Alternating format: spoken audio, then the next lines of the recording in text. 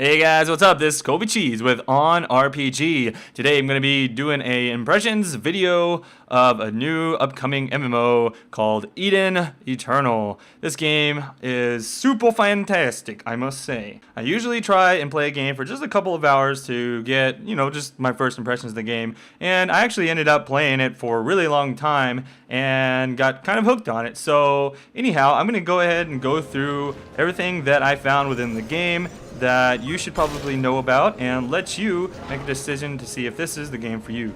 Eden Eternal is a free-to-play MMO game from Area, and apparently the story is that you're some kind of person that is born from a crystal, and I'm assuming that obviously makes you one bad dude fit for being a hero, of course.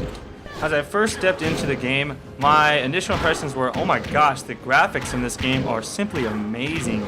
The game runs really well, and at a constant frame rate also there's some great effects, and compared to other free-to-play games that I've been trying out, I was extremely impressed by the visuals and just the overall art style of this game. Also, the gameplay is really smooth and it's fast-paced also, so the abilities feel really gratifying when you're using them, and it kind of keeps you on, it just keeps you having fun while you're going out and doing the different quests and stuff. Being that this is one of those WoW style MMOs where you push a button and then it does the attack, and then your character just, attacks on a timer. I usually don't like these type of games, but for some reason, this game actually kept me interested and it was a lot of fun. It just felt really nice playing it. I don't know how else to explain that. First thing I noticed when I joined up into the character creation screen is that there's actually going to be a lot more customization of races and character classes and whatnot. However, for now you can only choose human, and that's okay. So I went ahead and went with that. I went with the standard male human person. I usually go with more mage class type champions whenever I play these type of games. However, I decided to mix it up, and I decided to go for more of a fighter in this playthrough of Eden Eternal. So what I noticed is that in this game, it's a lot different than most other MMOs or RPG games that you might be used to. You can actually start off as either a fighter or a mage type class, and as you progress in the game, you're going to unlock new classes which you can automatically just transform into, and you can switch back and forth and end up playing as many classes as you like. In fact, one character that you create can literally be any class within the game. So for example, around level 15, I gain access to the Thief class, and I could switch to the Thief, which is like your rogue style, stab people, use the dual wield daggers and things of that nature. And just as you go on, you'll be able to pick up new roles. And then as you get later into the game, there's actually going to be some classes which require that you level up, say, to the level 30 on your warrior, and then perhaps level 30 on a cleric or something of that nature to play this certain class. And that's the way you'll be able to unlock that new class. So in other words, you actually will have two different ways to level up. You'll level up your actual character, and then you can also level up your classes individually. So when I started off, I was of course a warrior, and I began leveling up as a player. I would level up to level 2, and then I can level up my warrior to level 2, and so on and so forth. And then whenever I wanted to transform to, let's say, a cleric, I would actually start at level 1 with the cleric, even though I'm like maybe level 15 now as my actual character, and then I can start level up my cleric to a certain point there and get new abilities. Now each type of class, there's going to be there's going to be a fighter, and then a melee DPS, and then a range DPS, and then a healing type class, and then there's going to be like a mage class. Within each of those classes, there's actually 3 different sets of options to upgrade your class. So for instance, in the defense class, which is the warrior, and then the next one up would be a knight, and then finally you can be a Templar, and that's the one that would actually require you to level up your cleric and a warrior, the cleric and the knight, to be able to use the Templar. So you kind of get the idea of the wide range of customization and playstyle that's going to go into leveling up in this game. By leveling up to certain levels in an actual class, you'll be able to unlock these certificates, which are just these small bonuses that can be attached to your characters and used across all of your classes, and it just gives you a small bonus, which it actually adds up over time. So you level up your warrior to level 10 or so, and you can get an ability that gives you more aggro whenever you attack monsters. Or let's say you level up a hunter class, then you can get one that decreases your aggro, and then there's some later on that'll give you more damage or more intellect or more ability power, just things of that nature. So again, there's of course the different overall classes, and then the different subclasses within those. And so what you have is two different sets of abilities. You've got general abilities, and then you've got class-specific abilities. So on my within all the defense warrior type classes, I will have a spell that will allow me to put a stacking damage over time ability up to 3 times on champions, and I can use that on my warrior, on my knight, and on a Templar. But if I play a warrior, there's actually specific spells that will work on a warrior, such as an ability that'll give me like a stonewall buff, which will allow me to take much less incoming damage. And then if I go to the knight has, for instance, an ability that will do a flurry of attacks, 3 different attacks that will do a lot of damage. And of course, if you play the Templar, he's going to have his own buffs and things of that nature as well. As the game progresses, you will spend money to level up your general abilities, and then you'll spend what's called class points to level up your class-specific abilities, which you get from doing quests and things like that. At first, in low levels, it's not a big deal to level up your general abilities because it doesn't cost that much and you don't have that many to level up. But as you get higher level and you start unlocking all the different classes, you're probably going to want only to focus on the certain abilities that you need to continue leveling up your class, as it gets really expensive at higher levels to continue leveling up those general abilities.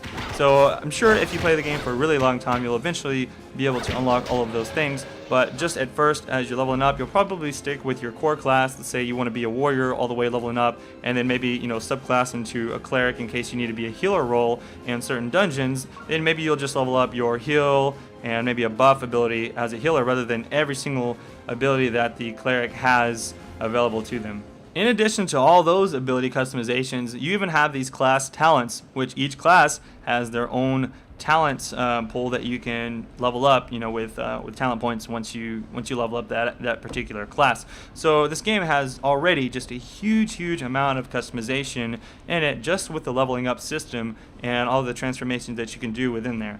So as far as the actual, leveling up and going through the questing, I thought that they did a really good job in this game with this system that they used.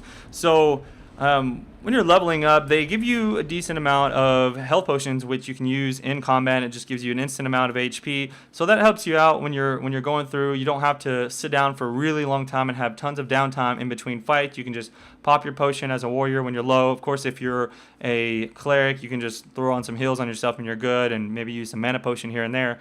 So that makes the leveling not too gruesome, having to just sit there for a long amount of time. You're just always fighting, and it's a lot of fun. And the other thing is that whenever you're doing your quest, they're extremely easy to do. The reason I say that is, when I'm playing these type of games, I hate going through and reading all the quest text. I just want to pick up the quest and go do it. I don't want to have to read what I have to do, and I don't want to have to look up on the map and figure out where I need to go and find the coordinates and all that junk. I'd rather just get the quest and be there. So this game does a really good job of pretty much just leading you there. You can actually right click on your quest objective, and your character will automatically start walking to that quest location. And not only that, but you have this little dog pet that you get at basically level 1 or 2, which will automatically loot your items for you.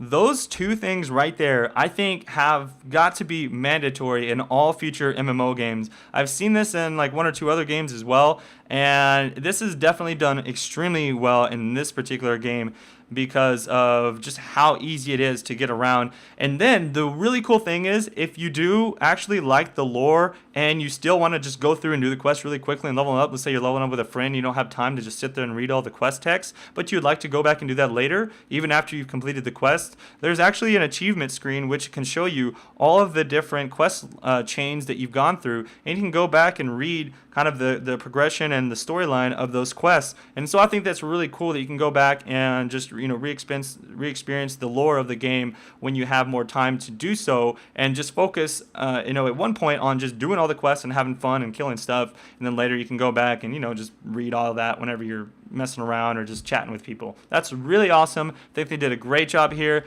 and again, I think that needs to be mandatory in all future MMO games. There's some pretty good customization that I found when you're getting items and you want to upgrade them. You get these things called power scrolls or defense scrolls, and they're used to actually make your items just a step better as you go along. So you get quite a few of these, so you'll probably decide to use them on just like one item that you get that's decent. So I had my two-handed axe, and there's like 10 different levels that you can upgrade your axe. And I think for these scrolls, at least at this level, they have a 100% success rate of upgrading your item up to like the 4th upgrade. So I can upgrade it and then gave it like an extra maybe 100 damage or so, which is pretty good. And then after that, you start to lower your chance of success. And if your upgrade fails, you actually destroy the entire item. So that kind of sucks. I believe there's something you can buy in the item mall which will make it so you don't actually destroy the item. I could be wrong, but anyhow, that's something you have to watch out for. But you can upgrade it for quite a while and give it a little bit of a stat boost. Also, you'll get these little enchantment scrolls which can add an extra ability to your item, or just like a stat boost, maybe like +7 to agility, or whatever the case is.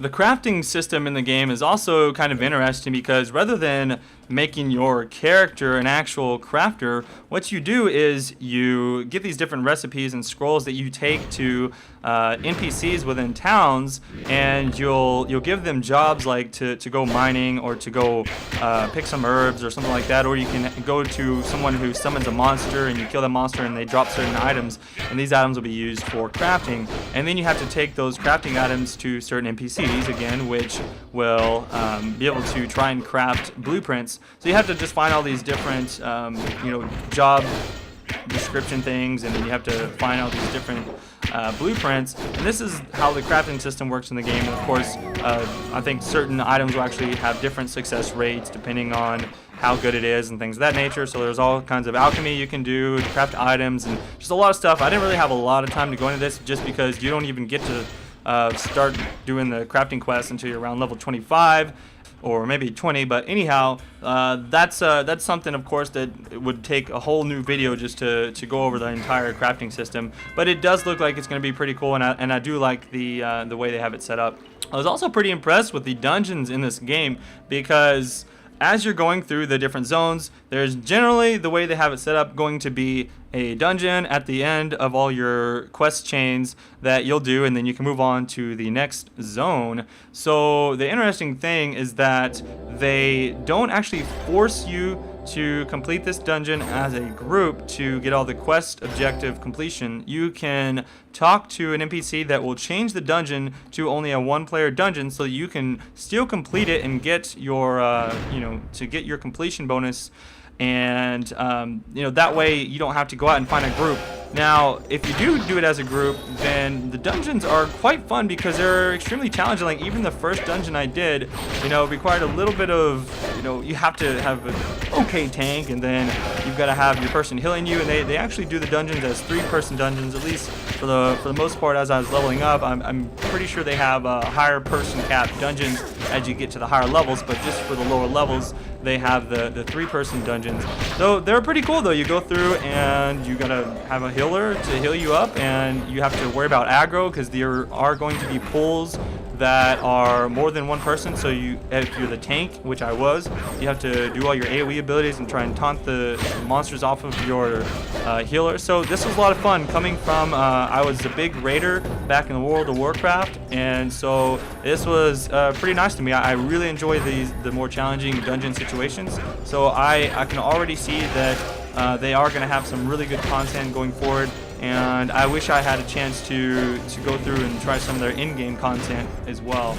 Another thing I like is that if you join a guild, guilds are actually entities that you can level up by doing guild quests. And at a certain point, guilds can get extra perks, such as being able to actually have their own guild town, and then within that town you can have your own little shops and special vendors, and then you can tax players that come in to buy items from your shops and things of that nature. So there's a lot of really cool stuff there. Again, I didn't have a lot of time to go through and check that out, but already just taking a look at it from a very small glance, I can say that that's going to be an awesome system to play around with as your guild and whatnot. There's even this little partner system where you can go in and become like a partner with your friend or with your girlfriend, and they'll be able to teleport to you. And so there's some other cool perks you can do with that also. But anyhow, that's I've given you a pretty good overview of how the game's going to play out. And my final thoughts, though, is that this game is going to be really fun to play. It already has been for me. I mean, I've already become hooked on it. The game looks beautiful, and there's a lot of variety and customization to keep you on your feet. It's got a good challenge for people looking for that type of gameplay, and it's also got some casual elements as well. So the game is only just beginning and has a lot of coming soon features in it that you'll see as you're playing through it.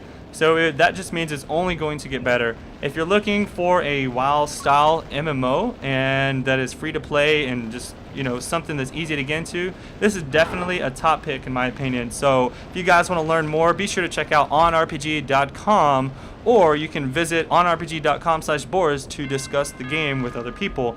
I'm going to be doing more videos on Eden Eternal coming soon, so be sure to subscribe to our channel up top and check that out. I'll see you guys around next time. This is ColbyCheeZe. Peace out.